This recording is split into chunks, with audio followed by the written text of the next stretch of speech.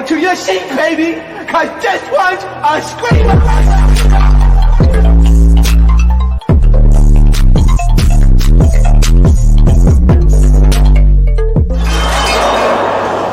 Are you not entertained?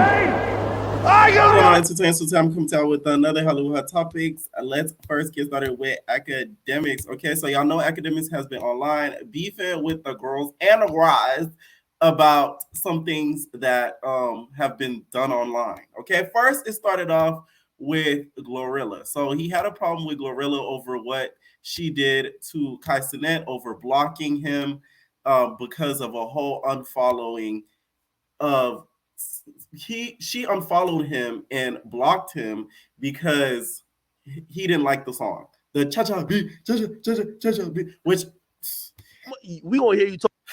I'm sick of y'all sampling everything. Can we stop sampling? That's one thing that I just request. No more sampling. No more saying women. No more sampling. That's the only thing I feel like that's not the only thing. But that's one thing I think is really wrong with this music industry. They sample too much. Nobody's making their own hits. They have to sample a hit to be able to make a hit. No.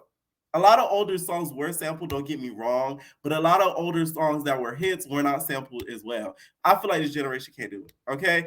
Glorilla went online and, of course, clapped back. But first he tweeted, he said, Glorilla really feeling herself. This 304 tweaking for real. B, you fell off since Sexy Red took your whole lane. You trying to do the sex appeal-ish, but nobody trying to F with you. Play your role. Kai kept it real, and then you got mad at him. He kept the same energy, then you folded and got mad at me. Glorilla's an effing idiot. She really think Kai Cenat is locked up. Her label must have humbled her stupid A and realized it. I will say Glorilla is not the smartest tool in the shed, because Kai Cenat is he's trolling. That's a live stream. That's a game. Her label must have humbled her stupid A and realize it. B, you ain't nothing bigger than a program. And Kai Cenat is valued way more than you. She tried to cop a plea today, tried to diss me in the process. LOL. So then Glorilla replied back and said, tell it Tubby looking at you never know what you're talking about. And then she also said, stop speaking on millionaires, B. Akademiks, you or your hoe came with me. I put 100 on that Pooh Bear looking at bitch. You got the right one this time. Miss Puff looking ass bitch. Okay, here's the thing. Akademiks didn't say no lies, but it's the way he went about it. I will say this. A lot of people that do podcasting, which I hate that word. I fucking hate it. What happened to just being a YouTuber? Okay, you motherfuckers got on this internet and started fucking doing videos and putting it on the gram, giving YouTubers a bad name. Now they all coop us in the same lane. We're not. There's a difference. I don't give a crap what nobody says. There's a huge difference. Okay, you could tell a difference between a YouTuber and a podcaster. Please let us differentiate the lanes, because they're not the same at all. I can guarantee you that. The reason why I say they're not the same is because I feel like YouTubers have a little bit more cool creativity and a lot more sense than a podcaster. A podcaster will do anything to go viral on Instagram, TikTok. There's the difference.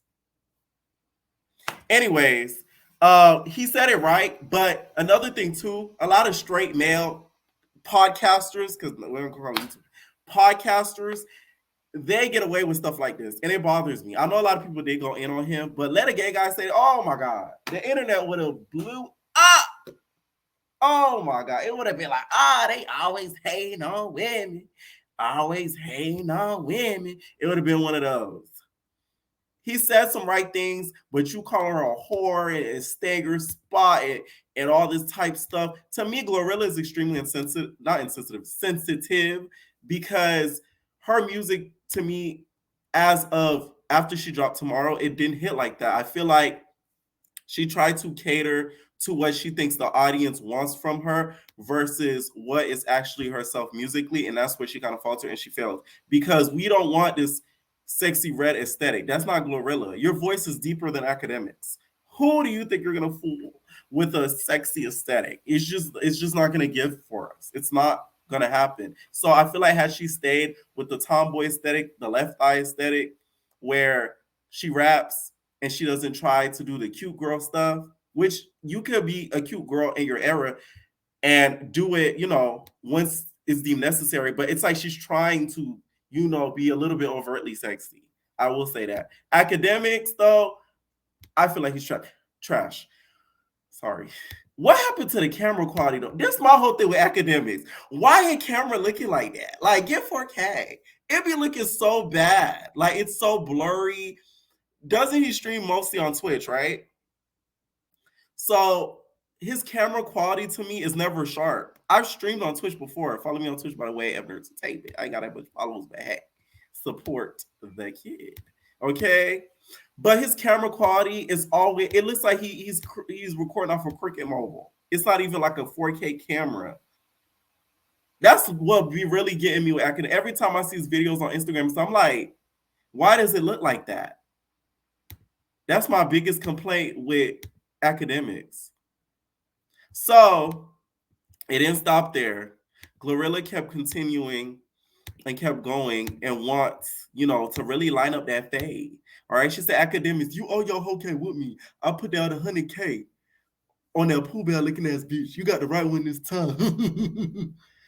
And the Academic says, I take you up on your offer. So how we do this? Academics, you're not about that life. I'm sorry. I hope he doesn't think that, we take him serious as if he's gonna whoop ass with his blubbery ass, because we don't. Real street people don't even talk like that. I take you up on your offer. Let's duel. The fuck? This internet to me is hilarious. When I see this past couple days, I said, I know you lying. I know he did not tweet. Let's take this up on your offer. A real street would have DM'd you like, hey, what's that? It would have been for the internet. I'll take you up. Let's do it. Where's your sword? That's what it's giving. So Glorilla said, Jesus slay you, Livingston. Stop speaking on millionaires, bitch. Okay. So do I think he's gonna we gonna hear you? No. I don't think so. At all. Because I don't think Academic steps outside of, where he's comfortable and knows that he won't get touched. I feel like Academics is a little bit scary, but he tries to not show that he's scary and tries to show that he's tough like that on the internet. Okay? The problem with Academics and how he reports and talks about stuff, he does it in a way where it seems personal. Like he knows these people personally and got real beef with them. That's the problem. And that's a lot of problem with some creators nowadays. They report and talk about stuff a little bit too seriously. They take it a little bit too hard, as if they know these people and have business dealings with them. Y'all don't. You're just commentating. This is what Academics had to say, guys, in response to Glorilla. Talk some shit. Glorilla, we could compare anything for anything. Bitch, you not even close to me. Stop playing. Like you. Why are you comparing yourself to a female? That's my whole thing. That's a why.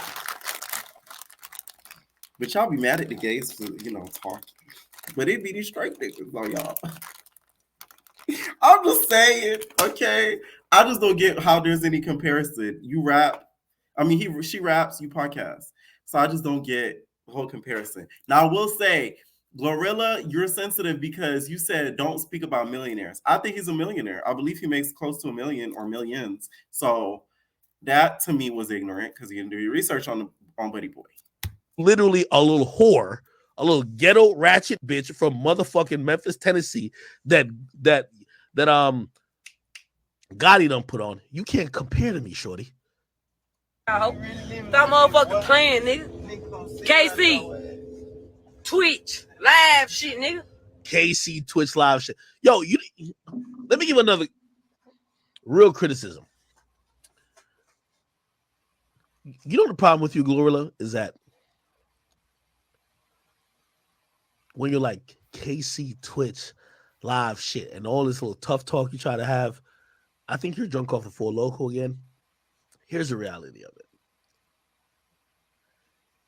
The energy you had for Kai and me, if you kept that consistent, we gonna now what he was gonna basically say is if he kept that consistent with the music, that she'll be making hits. I agree with that 100%. A lot of these artists nowadays, I feel like, are too focused on what social media has to say versus putting in that time and putting it in their art. They care too much about what Twitter's saying, what Instagram's doing, what Instagram's posting versus what my music is sounding like. Okay. Not only did Akademiks, get into it with Glorilla, it didn't stop there.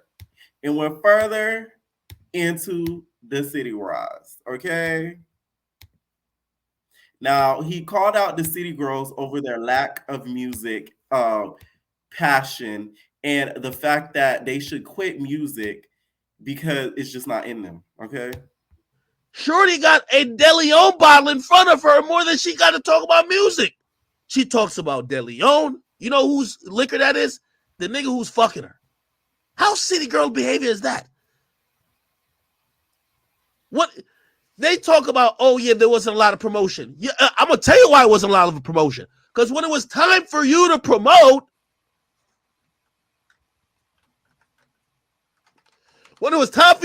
you were too busy holding up a sign for a nigga who you're not even a main chick for. How about hold up a sign? Get my album. New song in stores. Go listen to me. I am making music. You a cheerleader for another nigga. So I did a recap about the interview. That interview, to me, I still stand to this day, that was awkward. A lot of the comments were saying, oh, Pierre, you're reading too much into it. It wasn't that awkward. No. Something was off about the interview. I don't care what it was. And Carisha stopped looking at JT like that. Because the way she looks at her is a little bit insane. I'm sorry. And people could say she's just staring off into the sunset, just looking at her. They've done a lot of interviews in the past. That energy has not been consistent with her like it was that day. I don't care what nobody says. It was awkward. It seemed like they haven't talked in a while. It seemed like they weren't on the same wavelength. And that's what the problem was. The whole DeLeon bottle being there at the damn interview. Did he stop? Like, for real. We know you own DeLeon. There already started rumors that these girls are going to break up. Do you really think it's appropriate for you to promote a liquor bottle in an interview that has nothing to do with you, barely, and it has something to do with their music, them being together as a group, rapping, and all of that in general? So to me, Diddy, you're a little selfish because, and Carisha, if you said, hey, we should promote your album, Daddy, you're a little dumb because why are you trying to take the attention off of you? Because that DeLeon bottle, it was right front and center. Like I was looking at it more than Carisha. It was like boom, like it was like right there. So to me, that wasn't smart because that did take a little bit of attention from the interview because Charlamagne did kind of go back to that point. He kept making the P. Diddy point a lot because we have a whole DeLeon bottle sitting right there. So it's like, marketing wise, I don't think that was a smart move to have that there right now. Like, come on, like we know that's a bottle. That one interview not getting a DeLeon promotion and sponsored, like Diddy, you would have lived. Like, it's okay. So I agree with him when it comes to that. I do think that the city girls are eventually going to break up, and it's only due to the fact of pressure. I think they're going to have a lot of pressure when it comes to what all the naysayers are saying, and it's going to get to their head. I think that Carisha is going to feel a way about everybody saying JT should go solo, JT should go solo, JT should go solo, JT. And she's going to let it kind of get to her and eventually not want to be in the group anymore. Because if you really want to talk about it, them as individuals, I do think that they'll do okay as individuals. A lot of people don't think that they'll thrive, but I think that they will. And I feel like they'll thrive just due to social media feeling like, yay, we got our way, make JT, strive and thrive with her music and support Carisha in all her endeavors in podcasting. Okay? I think they'll be fine separately. Do I think they should break up? A little bit, yes. Only because their passion together is not the same. The album was not that bad. I'm going to still stand on that. I don't care what nobody say. Y'all doing a little bit too much on the album. It's not that bad. It's not. Y'all just read social media and take y'all opinion off of that. Listen to it for real, for real. They have some good tracks on there. The song Mooney Long, that's a hit. Okay? So let's not act like this album was pure garbage because y'all just reading it and y'all not actually listening to all of the songs on there. I'm talking about from the beginning to F the fuck the D to the A, okay? And then come back with a response. So Young Miami tweeted and said this in regards to Akademiks. Y'all know they don't get along, by the way. This isn't the first time they've gotten into it.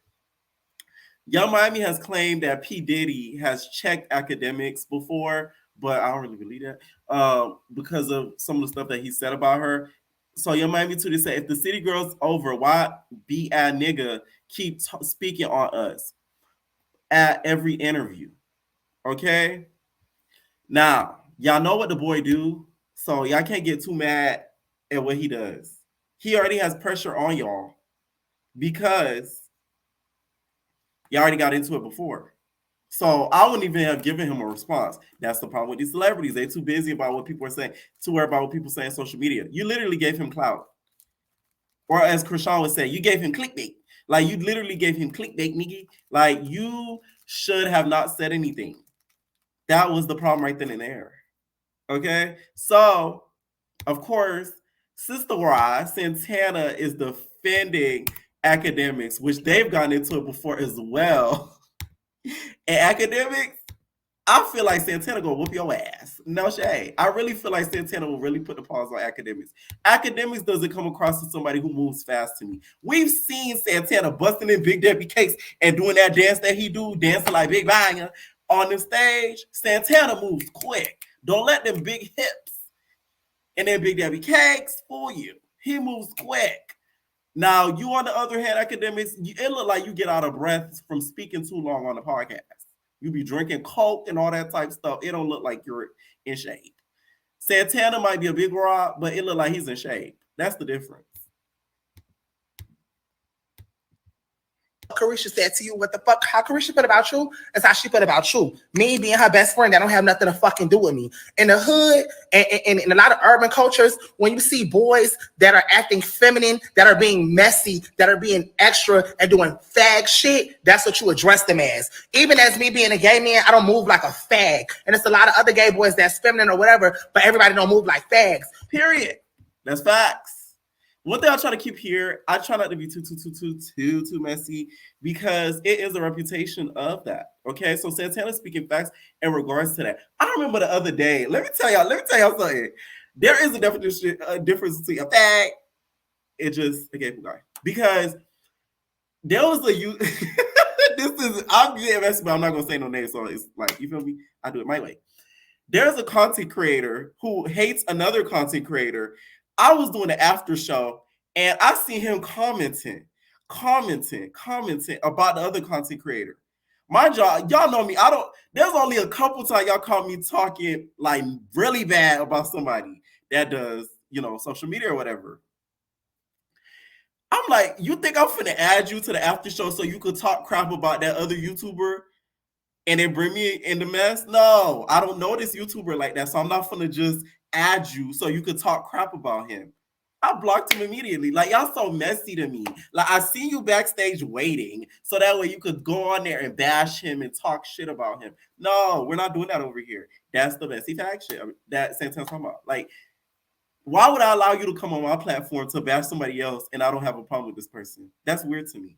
That's what I mean. That's an example of what Santana's talking about. You move like a fag, and that's why bitches is always calling you that. It don't have nothing to do with nobody else. You always on the internet starting shit with bitches. I wake up this morning, you starting shit with Glorilla, a girl. What the fuck is you bothering her for? What the fuck is you doing interviews? Keep talking about Young Miami for? You think nobody gonna press you up? And that's the motherfucking problem. We was hoping to see you at the Roots picnic, but apparently it was the wrong day. Nobody don't ever know where you at, but we all have public flyers and posters on our motherfucking page. So Tuesday, Young Miami has a party in Miami. She having a Halloween party. Pull up on us. Pull up and come holler. And it's nothing for her to.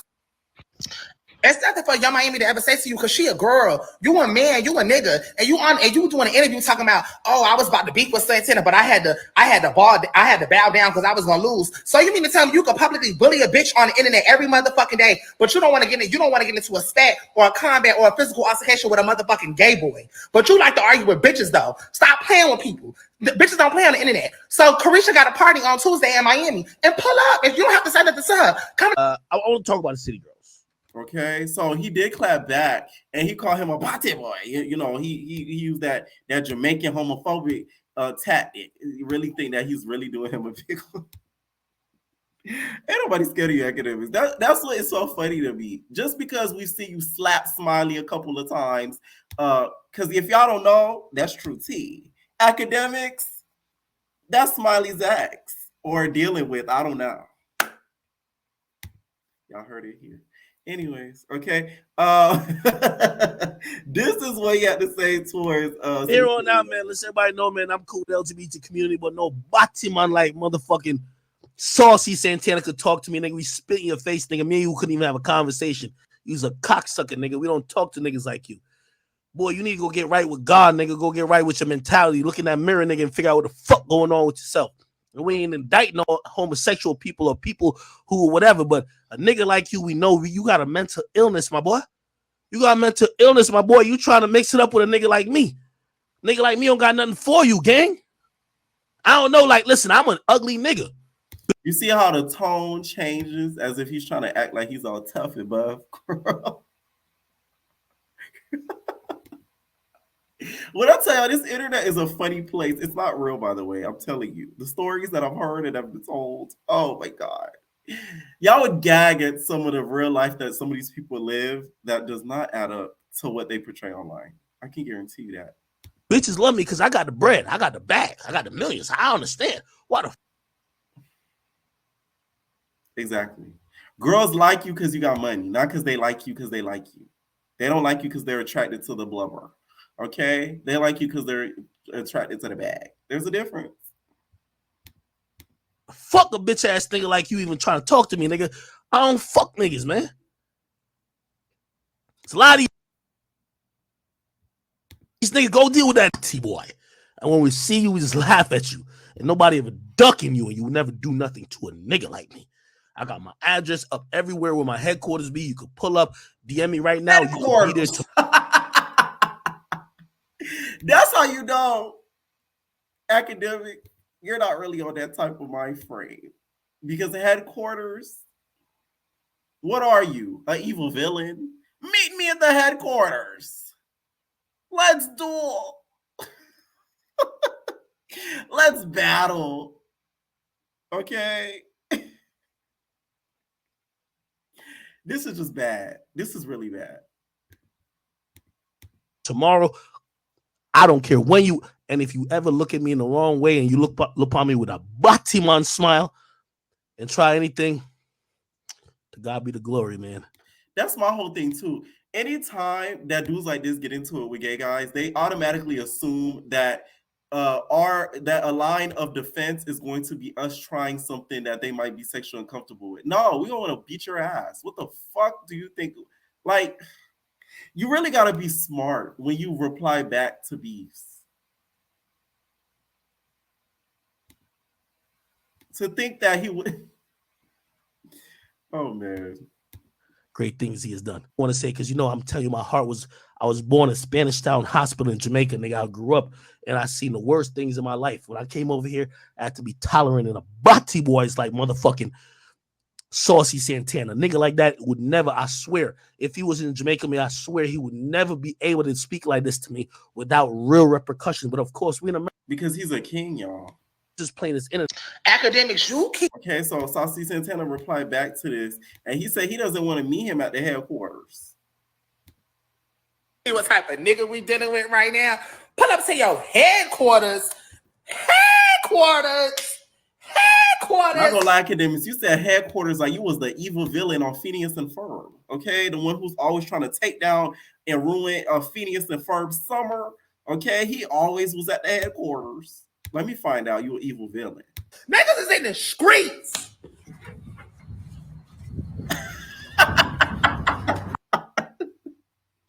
It's the hand twist for me. He said, look at the flick of the wrist. It's in the flick of the wrist in the way that I twist. I want to meet in the road. Yo, headquarters. Nigga, what the fuck is somebody mean you got your headquarters for? That's the problem. See, I think I'm starting to think that maybe this is your aesthetic. You do the fake internet shit, and then you sit in a room full of motherfucking cameras and try to make a bitch crash out. You know, that's like, we from the hood. Oh yeah, that's like we tell the bitch, come in my house, because I can do whatever I want to. You don't have to. Me and you can meet. We want to meet you outside. I want to meet you outside. I don't want to pull up to no motherfucking headquarters, bitch, corporate ass nigga. I don't want to pull up to the motherfucking headquarters. I want to meet you in the club. I want to meet you in the field. I want to meet you in the streets. I want to see you outside. That was very stupid of him to say too, by the way, because it's like, if anybody ever asks you to pull up on their house, you're a dummy, and you do it, you're dumb, because you could end up getting shot and unalived because it's standing your ground in some states and places. So pulling up to somebody's place or where they stay at is not the smartest thing to do, like at all. Like, it's actually very dumb. It could end up you not being here. So the fact that the Akademik says something like this, you could kind of tell that, you know, he's not really on that type of timing. I will say podcasters like him really give us like a bad rep, because they do it and they get into it with some of these celebrities, and those are the only times that they'll do heavy numbers. Okay, that's how they kind of put themselves out there the most, because they'll say certain things on the social medias and kind of trigger. Basically, they'll poke at these celebrities until they get a response. They don't make one video one and done. It's always a video, poke. They get a response. Yes, I baited them. I got them. Now I'm gonna make other videos. I'll make other videos. Keep going to social media thing. My followings get bigger. So that's the recipe for some of these content creators. There's a difference. Okay, so this Keith Lee guy, I've seen him everywhere on social media, but I never got into what he does. So he's a self-proclaimed food critic. Okay, and it's the zoom ins for me. So today, guys, we're going to try out Evner Entertainment's food. So after we try out the food, we're gonna try out the cupcakes. And the cupcakes, we're gonna try out the ham hocks. And then after the ham hocks, we're gonna try out the pork. And then after the pork, the salad. After the salad, we're gonna recap it. Let's go. I'm like, wait a minute. It's the editing style. I haven't ever, like, I've seen his stuff, but I never watched the full thing. I kind of skimmed through it. I'm like, it's kind of annoying. It's a little awkward to me. But he went to Lady Gang, Old Lady Gang. And I've had a lot of people that I know with Old Lady Gang, and they've never had good reviews at all. It's always been some awkward reviews and something that went down that they weren't too happy with. It's never been anything that's been positive. So I'm not too surprised at this. I really feel like the problem with Old Lady Gang is they don't spend enough time really, catering to just everybody. I feel like a lot of their clientele that they try to cater to have the best service is people that are influencers or are celebrities. So the fact that this happened to him, I kind of feel bad. And I feel bad for Candy, because I know I love my girl Candy, but I'm calling her out it. Yesterday, me and my family were at the One Music Festival. Somebody who works with Candy Birds walked up to us and said they've been trying to reach us since we got to Atlanta. He said he'd been constantly emailing me and constantly DMing me for me to come to Old Lady Gang. I got it. Let's try it and rate it 1 through 10. As you can see, I don't have any bags in my hands. Me and my family showed up and we attempted to order before we got here. We called the number they had connected on Yelp 3 times, no answer. We tried to order through DoorDash and it said it was temporarily closed. So when we pulled up, I sent my family in to order for us. They said on the weekends, due to being busy, they don't do any takeout at all. They do to-go orders? No, we don't do to-go on the weekend. Now, it's the Yelp for me. I get Candy's response, which we're going to talk about a little bit, says basically they don't do to-go orders because they don't want their dine-in customers waiting too long in order to get help, right? Which I get completely. But you should still have somebody on a beck and call answering the phone. Or not even that. Don't even have somebody answering the phone. You could have an automated message to like, hey, welcome to Old Lady Gang. We do not do pickup orders. But if you like to dine in, we are open from the hours of like, it's regular business tactics that anybody that runs a business should know to do. So the fact that the Yelp number did not work and all these numbers did not work, that's really bad. Oh, okay. So send and dine. Yeah. Okay, thank you, sweetie. We appreciate you. which is completely understandable. So what we decided to do is my family's gonna go eat. They're just gonna come bring the food out while I'm sitting in the car, so they have no idea I'm here. My family asked how long the wait was to be seated. They said an hour to an hour and a half. Yes, have. Okay. She also said they didn't have any reservations available, so they didn't take down any number, any contact information, nothing. My family then came and relayed that message to me, and I decided to go in myself. We walked in and we were greeted by a nice young lady. And then I met some amazing people who were eating there, and we took some pictures. God is amazing. As soon as me and my wife were done taking pictures, the lady said the table was ready. As always, I don't want any special treatment. I want to be treated like everybody else. I pay for my food like everybody else. I'm a normal person. I'm a normal customer. Things like this is exactly why I do reviews the way I do. Just because I have a certain amount of followers on social media don't make me different from nobody.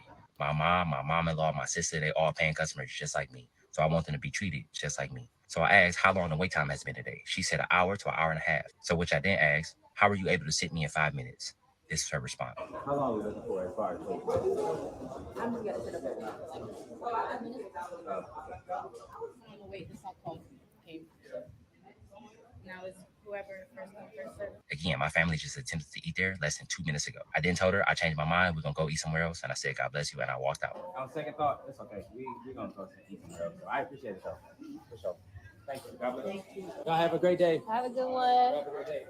I'm gonna be very transparent and honest. I am frustrated. Me and my family just trying to eat food. That's all we try to do. At the same time, while I am frustrated, I understand we are all humans. I do not agree. I do not support. I do not condone shaming this business based on my experience. Like every city we've been to since we've been on food tour, I go to an array of restaurants, from mom and pop shops to staples of the community to super popular to places nobody know about. And Atlanta has definitely been a unique experience for me and something I'll never forget. Thank you for inviting me. I appreciate it from the bottom of my heart, genuinely. But I'm a normal person and I want to be treated like everybody else. God bless you. Have an amazing day. Y'all be safe. And I'm not playing. I understand everybody got their own opinions on situations, but don't go leaving them 0-star reviews. You ain't never been here before. If you like to, come experience it yourself and then leave your reviews. But just leaving a review based on my experience is crazy in my opinion. God bless you. Okay. Now, I feel like he handled this properly. Now, he gets a lot of criticism because they feel as if he shouldn't be tearing down businesses, especially Black businesses that operate the way that they do, just due to the fact that they're Black businesses. I don't agree. I think what he's doing is the right thing because not only this will help out keep your business open, it helps us to see how you shouldn't operate a business. Because without people like him, people will think that they can cook for their family and they cook for about 15 people at a time. And I want to open a restaurant. And they open a restaurant where they have hundreds and hundreds of customers and they can't uphold the amount of wait time, the amount of people that want to, purchase and everything like that. They just can't uphold that anymore. So I feel like he's doing the right thing by doing all of this. Okay. Now Candy did reply back because it's not like he just targets Black businesses. He does every type of business. Okay. So she did speak on it. All right, like she promised. Hey guys, what's up? It's your girl Candy, and I'm about to speak on it. No, I'm joking. I'm not about to speak on it. I really just wanted to say I do appreciate Keith Lee for stopping by our restaurant and trying to show us love.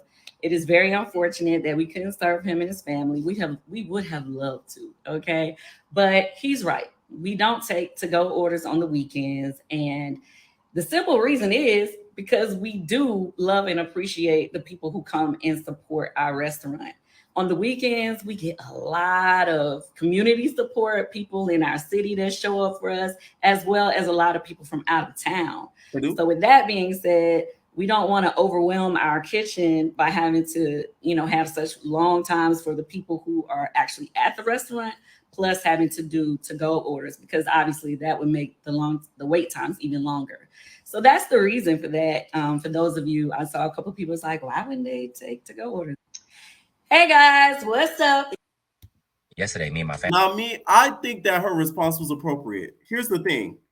The wrong thing about it, I feel like it's not wrong that she doesn't take to-go orders because I'd rather you not offer a service that you cannot withhold because this is coming from somebody who worked in the restaurant industry. So I could talk my shit, okay? I was a GM at Domino's, period, bitch, for years. Okay, yeah, that part. So it's like I ran a Domino's to where I was in charge of old-ass people. When I tell y'all that was one of the most stressful experiences of my life, like I don't care what nobody says. I'll never be stressed out over no damn YouTube, over no damn life insurance, none of that. Because Domino's and the food industry is one of the most irritating spaces you can work in. I swear to God.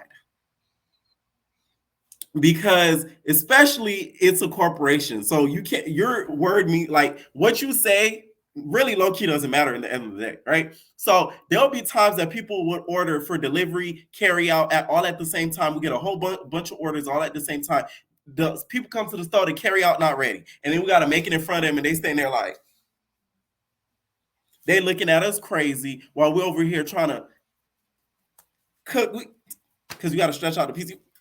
We stretch out the pizza and everything. They just look at us. They be like, you didn't make it yet? Mind you, it's not really our fault because guess what? They don't allow us to have the staffing, especially I hope they're good now because I know after COVID, they're really not going to be able to have no staffing up in that store. And it'd be one manager, let's say me, and one other person working. And that person got to run around, answer the phone, make the food, answer the phone, make the food, get the take orders. So imagine all of that. So I'm glad that she didn't do carry out because that eliminates half of the problem. Now, y'all really would have got on them if they offered carry out and the wait times were 2, 3, 4 hours. And they all would have had to complain. Talking about the food cold is food nasty. Now, the issue with Candy is stop catering to these celebrities. Y'all catering to people who is going to give y'all good reviews and going to make y'all company look good. And it's really going to hurt y'all at the end of the day because of what his review did. Because now we know off of his experience, if Monique came in town and a regular person came in town, you would tell that regular person, oh, the table's not available. And you let the celebrities come through, which is a bad business practice. Because if somebody peeps that, they're going to call you out on it. They're going to leave a bad review. So I think what he's doing is good. It's just the camera zoomings that irritate you. Stop. Like, it's in a way. Okay. So Asian Doll and Cuban Doll want to start a duo. They said me and Cuban Doll they said me and Cuban Doll are doing a rap duo. What should our group name be? Now, I feel like they should name the rap duo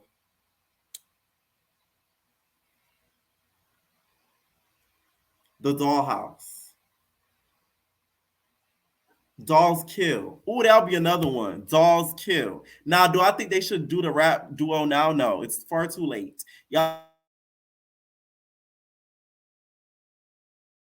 would have been done in 2017. You guys waited too long, too late to do this duo together. It should have been released at 2017 type of thing. It just, no. It's too late. It's just too late. Okay. Now, do I think they'll make they'll be a hit together? Yes. Because I think Asian Doll and has the star quality. Cuban Doll, not so much. But Asian Doll, yes. Okay. Next I wanted to get into, you guys. It looks like Ramona from Real Housewives of New York. There's a lot of stuff that's coming out about why they ended up having to reboot Real Housewives of New York. And it's stuff that she said on set in regards to some of the producers that were there. I want to read some of the stuff. Shout out to Reality T that she said to some of the producers.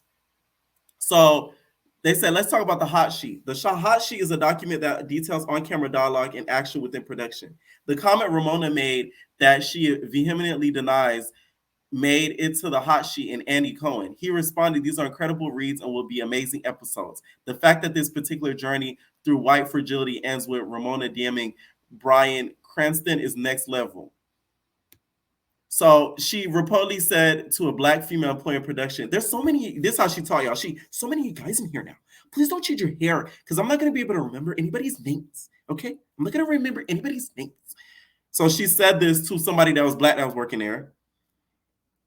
And she says it's due to her inability to remember names. I went to a Walmart the other day and there was a white employee. I'm walking away as he's saying this. Because I was heading out this way, he was heading out that way. And he said hi to another black employee. And as the black employee walked away, it was a female. He goes, oh my God, these girls change their hair every day. This is crazy. As it feels like a crime. I'm like, how does it affect you, sir? They said it's due to her inability to remember names. Two separate insiders close to the matter told Vanity Fair. Ramona also shouted, there's so many black chicks. And she said this, she denied this. And there's been a whole lot of other stuff that they claim that she said. And that's why they ended up probably having to reboot the show. Now, Andy, to me, is where I criticize with this. Because, Andy, you let these women get away with murder. Murder, she wrote, every time. Because even after all this was revealed, y'all did a girls trip. She been on Watch What Happens Live. But Nene is like banished. Don't get me wrong, you shouldn't have called him a cokehead. Now that was kind of crazy, I ain't gonna lie. But let's say if she didn't call you a cokehead, I don't think you would have given her that same energy and respect that you've given some of the White House stars like a Ramona. And she's done trouble stuff like that. That to me is crazy. Now the Bethany thing, I told you I don't think she's doing it from a genuine place. I feel like it's from a place of greed and a place of I want to be the top dog. I want to be the martyr. Like she want to be a martyr. That's why I don't think it's genuine. Okay, let me know what you guys think down below about some of these topics. And we're out, babies. No personal thing.